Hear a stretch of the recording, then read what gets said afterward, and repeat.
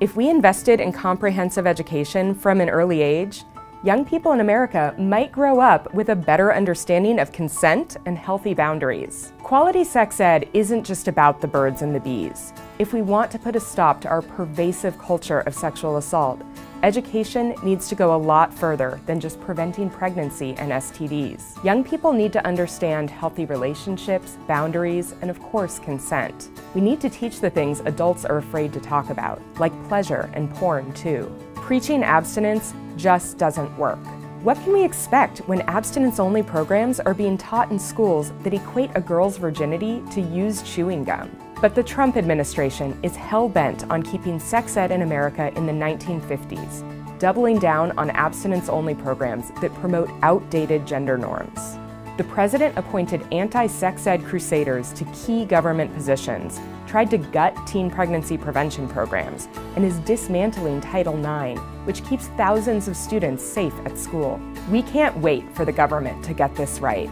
Young people deserve inclusive, factual, and engaging sex education, and our entire society will reap the benefits. We need creative ways to get this information out there. It's important to start young, because by the time many people begin learning about consent, say in high school or shockingly not until college, it's too late. Let's treat sex ed like math or history and give students the building blocks they need from a young age. If we want to make an impact and raise a generation that treats everyone with respect, a generation that understands boundaries and consent, a generation that ends the epidemic of sexual assault, sex ed needs to start early. It needs to be honest. It needs to be inclusive of people of color, people with disabilities, LGBTQ people, and people who live at the intersections of these identities.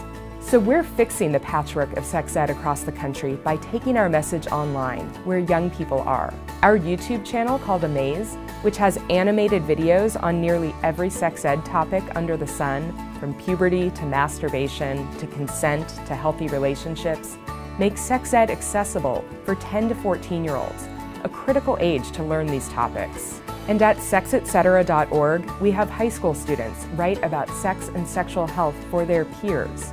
This approach puts young people at the center of conversations that matter to their lives.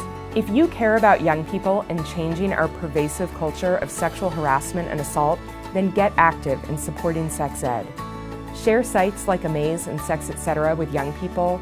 Find out what curriculum your local school district uses, and urge your leaders to support comprehensive sex ed.